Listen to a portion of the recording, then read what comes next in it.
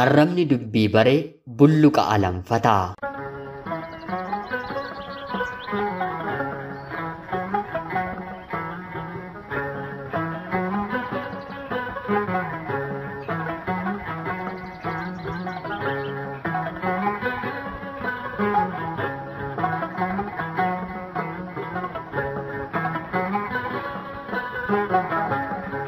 Ani maqaan koo Seenaa Emmin jedhama. Bakki dhaloota koo naannoo baadiyyaa haa ta'uyyuu malee yeroo muraasa booda maatiin koo gara magaalaa Ambootti galanii barumsa koo sadarkaa tokkoffaallee mana barumsaa Hawwaarootti ni gale.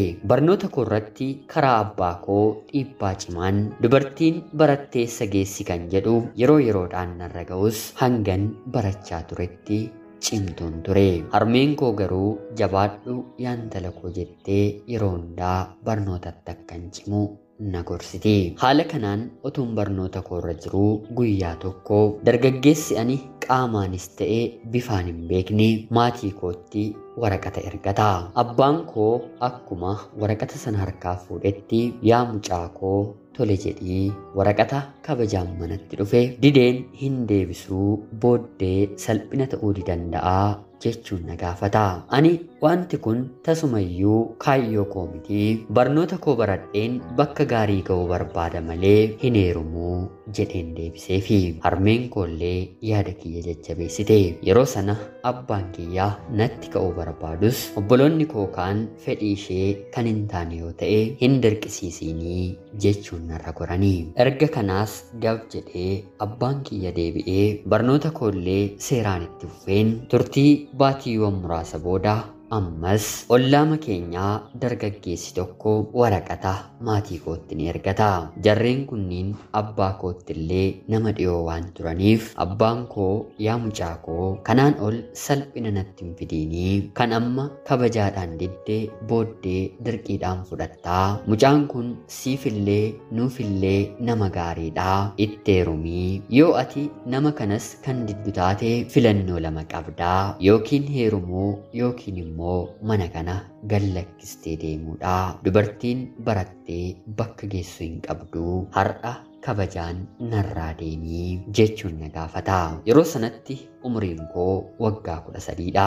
Jaalalli akkaataan itti nama qabu waan tokkollee waan hin beeku hin qabu. Dhuguma mana kana keessatti na jiraachisuu kan jibbite yoo ta'e heerumas waan hin barbaanneef sirraa baheen deemaa. Haa ta'uutii garuu barumsa kiyya kan baranaa qofa taa'een akkan xumuruuf naaf eeyyamii jedheen gaafadheeni.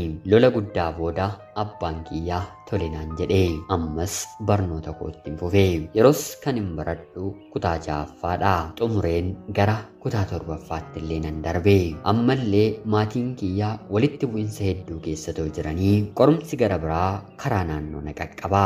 Dargaggoonni naannoo keenyaa bahaa fi galma koo laalanii na butuudhaaf jiraachuu koo na dhawwanii.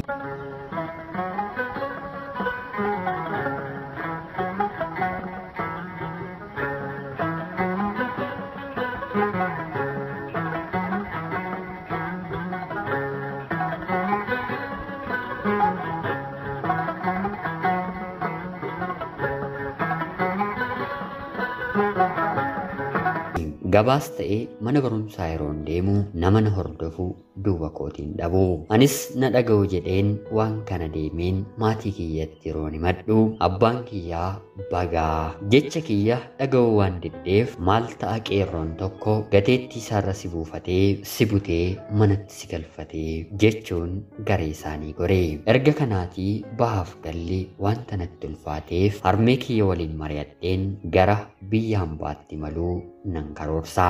Rabbi na gargaaree rabbii gaditti haati koollee na gargaartee viizaan kiyya naaf dhufee imala koo gara biyya Beerut jedhamtutti yeroo jalqabaaf nan taasise. Beerut deemeen waggaa tokko booda maatiin biraan hojjedhu bilbila kan qabadhuuf naaf eeyyamu. Yeroo kanatti karaa bilbilaa shamarran naannoo keenyaa hedduu waliin wal bareen taphachuu nan jalqaba.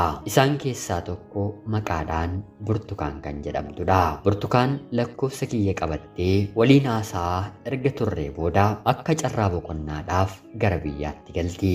Biyya akkuma galteenis lakkoofsa kiyya obboleessa isheef ni kenniti. Obboleessi ishee karaa toora sooshaal miidiyaa garaagaraa lakkoofsa koon seenee na haasofsiisu eegala. Yeroo kanatti lakkoofsa koo eessaa fiddee jedheen yeroon isan gaafadhu obboleettii kiyya burtukaantu naaf kennee wal baraa jetteetii jedheenaaf deebisa.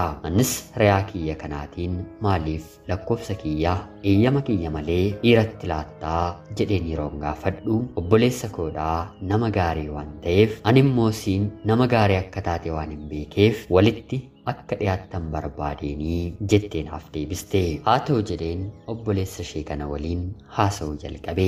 Baay'ee waan qoosuuf guyyaama jalqabaa siin hiriyaa kiyya godhachuun barbaadaa. Ati akka obboleettiin kiyya natti himteetti nama gaarii ta'uun ooltu jechuun natti haasa'e. Anis maal akkam qoostaa nama hin beekneen maqaa fi lakkoofsa qofa bartee jecha kana kan dubbattu jedhee yeroon gaafadhuuni obboleettiin kiyya kan si barte hinnaaf gahaa jedheenaaf deebise.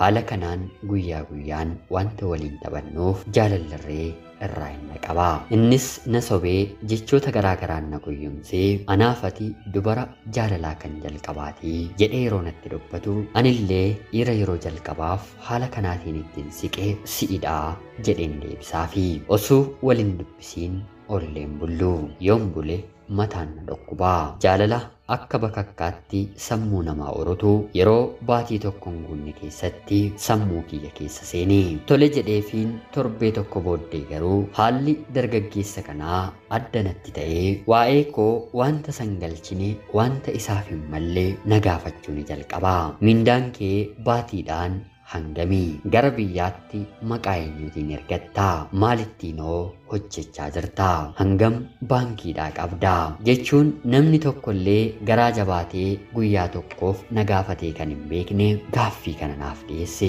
Anis maaltu si ariifachiisee anaaf si wal jaallanne malee waliin jiraachaa jirra moo kan icciitii kana waliif qooduu dandeenyu yoo barbaaddes jaalalli naaf qabdu kan dhugaa yoo ta'e suuta jedheen sittan himaa obsii hin ariifatiinii jedheen isatti hime. Akka carraa ta'ee amantaan keenyallee addaa. An amantaadhaan kan hin hordofu ortodoksiidha. Abbaan kiyyallee luba mana kiristaanaati. Inni immoo ofiif amantaansaa protestaantiidha.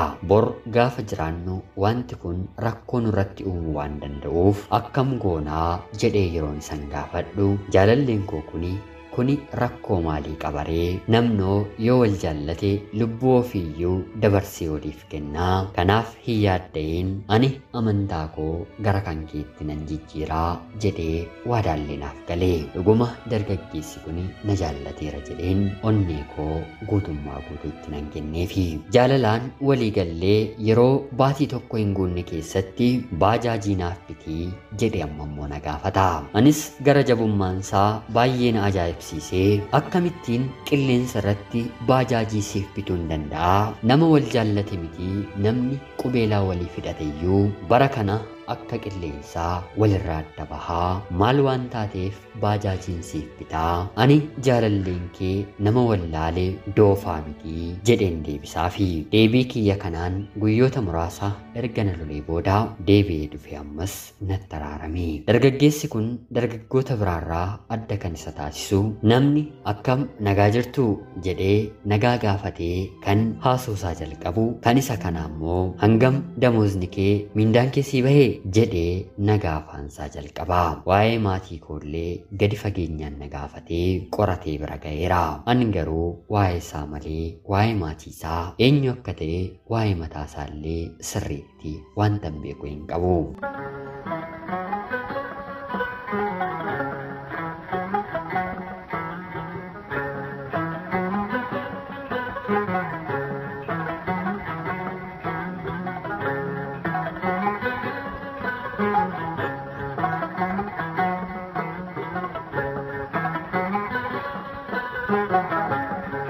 uumamaan dubbeetti nama ariifatu hin jaalladhu.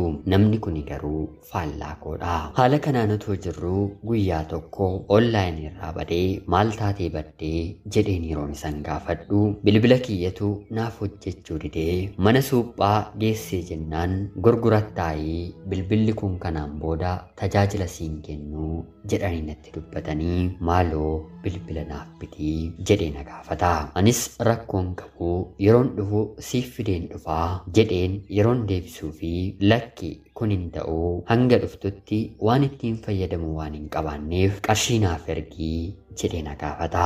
Anis waan hundumaa irratti goguun wanta na jibbisiiseef bilbila akka bitatuuf qarshii 6,000 ergeefi akkuma ergeefiin hanga torbee lamaatti bilbila isaas cufatee bakka inni gahe wallaalee. Dhalli namaa qarshii fudhatee miti huuba buute lafaa namaa kaaseellee galatoomi deebbii jedhu qaba. Jaalalleen koo kuni garuu galatoomillee jedhee afaan isaatiin nan galateessine. Haa ta'u jedheen calliseen torbee lama booddee kan bade deebi'ee dhufe. Anis maali bilbila bitachuun hanga kana nama balleessamoo jedheen yeroon gaafadhuuni lakki akkanumaaf badeenii kunoo amma immoo deebi'eeraa bor siree lamaan keenyaaf ta'u hojjechiisaan jiraa qarshii 30,000 naaf ergii nan rakkadhee jedhee amma immoo na gaafata. Anis ni qaqqaba kuni yeroon gara biyyaatti deebi'u waliin ilaallee siree bareedaa waliin bitannaa kun ammatti wanta anaanis siinis yaaddessu miti jedheen deebiseefi sababa sireetti amma immoo guyya 7 oodee yoon barreessu naaf hin deebisu sagalee yeroon erguu fi dhaggeeffatee madhiisaa. Guyyaa 7 erga fixee booda deebi'ee dhufee natti araarame. Waa'ee koo waan hedduu beektee xumurteettaa amma immoo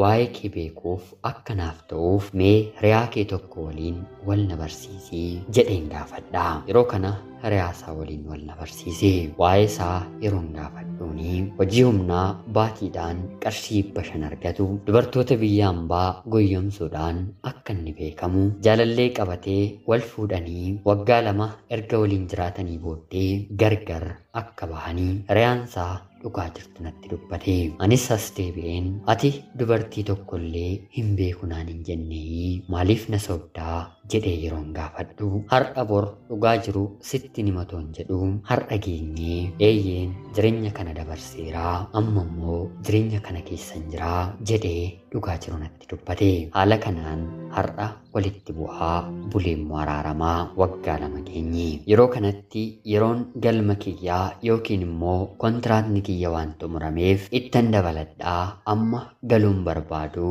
jedheen yeroon isan gaafadhu lakki hin dabalatiinii anaaf siillee takkaa wal arginaa koottuuti yeroo dhuftummoo televiziyoonii laaftooppii fi bilbila akkanumallee wanta si barbaachisanaan jettu hunda naaf fidii koottuu akkuma dhuftetti buufata xiyyaaraa dhufeen anatu si fudhataa torbee tokko na bira bultee maatii kee bira deemtaa erga sanaa waraqaa ergeen sin fuudhaa jedhee natti dubbate.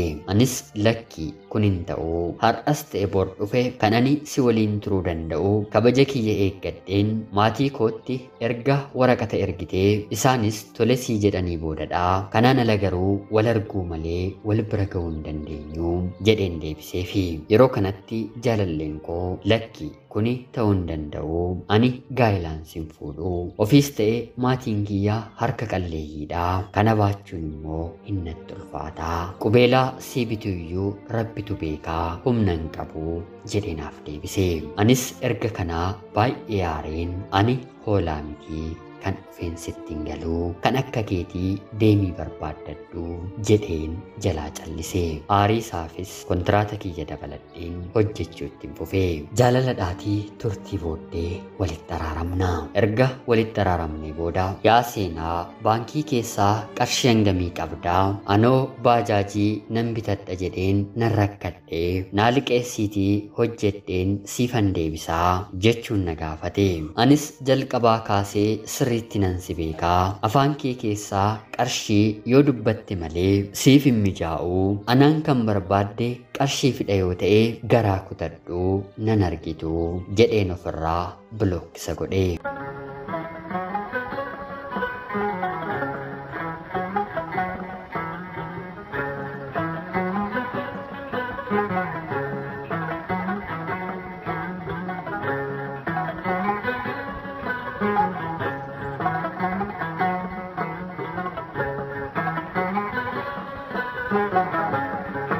amma immoo deebisee baay'ee gaddee hiriyoota kootiin maaloo bilookii jalaa naaf haa baastuu natti araarsaa jedhee isaan kadhatee isaanis deebisanii dhufanii na kadhatanii bilookii jalaa baaseen walitti araaramne. Yeroo walitti araaramnu kana lammata waa'ee qarshii natti hin kaasiin waadaa jedhullee of keessaa kan qabu ture. Haala kanaan ammas araaramnee jaalala keenyatti fufne. Akka carraa ta'ee guyyaa tokko otoo waliin haasofnuu waa'ee amantii irratti dubbiin ni ka'a. Dura ofuma isaa gara keetti nan jijjiirradha jedhee ture. Amma garuu yoo ati ni jijjiirratta ta'a malee ani gara keen dhufuu jedhee naaf deebise. Maal kana dubbattee waadaa galteetta duraa jedheen yeroon deebisuu fi waadaa kiyya jijjiiruu nan danda'a amma jijjiireeraa jedhee dubbiin irratti cufe. Wantan baay'ee jaalladhuuf hanga Rabbi laphee kiyya dandeessetti waliin jiraachuuf murteesseera.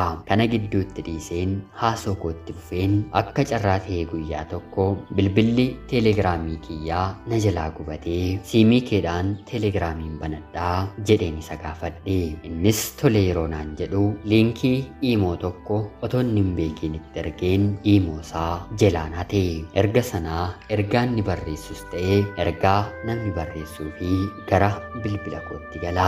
Ega kanaagaa manni keenya hin diigame.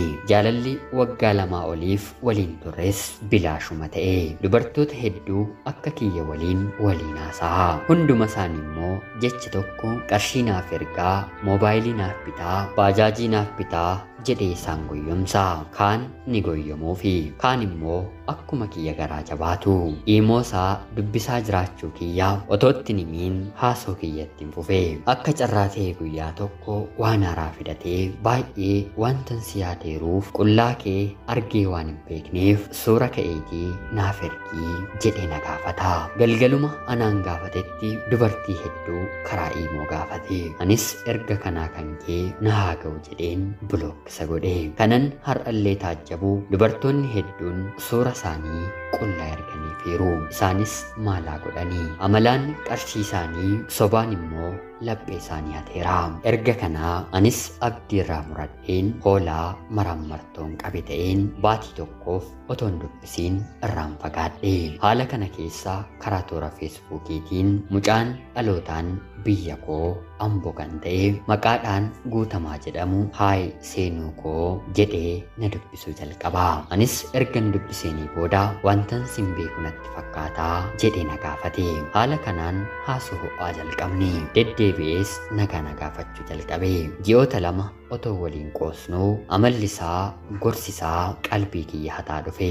Otoon kanaan jiruu akkan hiriyaan qabu na gaafata. Anis nan qaban ture garuu yeroo ammaa kanatti walitti bu'eeraa jedheen yeroon deebisuu fi seenaa gaddisiisaa riyaansaa biyya ormaa jirtu tokko waggaa 4 jaalalaan erga waliin turanii booda erga biyya galtee isa goyyomsitee nama biraatti akka jalaa heerumte natti dubbate. Seenaansaa gaddisiisaan kunillee laphee kiyya keessa seenee dhiisii abdiin kutiin waaqayyo kan siif jedhe hin argattaa jedheen akkuma inni na jajjabeessu anillee maddii dhaabbadheen jajjabeessuun jalqabe. Siin akkatti hin dubbisen beeku malee shamarran mana keessatti iyyuu jibbeen jaalalarraas abdii kutadheen sammuun koos na tuqamee carraatu si waliin akka naasa'u na taasisee jedhee bo'aa natti dubbate. Anis jireenyan kaleessa dabarsee waan jaalalleen koo na godhe tokko lamaan itti hime. Erga kanaas wal barree jaalallee koo duraallee dagadheen isa kana faana jaalalan jalqabe. Jaalallee koo waliin faallaa waliiti. Gonkumaa waa'ee qarshii natti kaasee hin beeku. Isa qoruuf waa'ee qarshii yeroon kaasu siif hin erga yeroon jedhuun lakki anoo qabaa qarshii kee hin barbaadu yeroo dhuftu maatii keef kennitee ana waliin akka haaraatti jireenya haaraa jalqabdaa jedhee natti dubbata. Amma erga waliin taanee waliif taanees waggaa tokko xumurreerra. Jaalalleen koo inni duraa hin na dubbisa. Akkan hariiroo gara biraa qabadheeru waan tokkoyyuu waan beeku hin qabu. Inni lammataa garuu waa'ee isaayyuu ni beeka. Inni jalqabaa dubartii hedduu waliin waan taphatuuf onnee koo keessaa qooda hin qabu. Haa ta'utii garuu seenaadhaan yeroo jaalalaa waggaa 3 waliin dabarsuu keenya dhiibbaan irratti qaba. Haasoon isa waliin bare isa kana waliin taphachuun natti ulfaata. Jaalallee gosa lammaffaa immoo lammata samiidhuun baay'ee natti ulfaate. Mee yaa hiriyoota koo kun jaalaladha. Abbaatu kan ofiif ta'u murteeffata. Haa ta'utii garuu hiriyaan karaa deemnurraa dogongora yoo ta'e lakki deebi'i waan kana ija kanaan ilaali jedhee wanta nama gorsuuf eenyu waliin akkan ta'u yaada keessan naaf qooda. Seenaa jireenya koo kan mataa keessanii godhaatii waan isinitti dhaga'ame otoo isin ta'ee maal gochuu akka dandeessan maal otoo hin godhe immoo akka naaf hawwitan yaada keessan naaf qooda. Ana obboleettii keessan Seenaa Beeruut irraa ulfaadhaa nagaatti galatoomaa.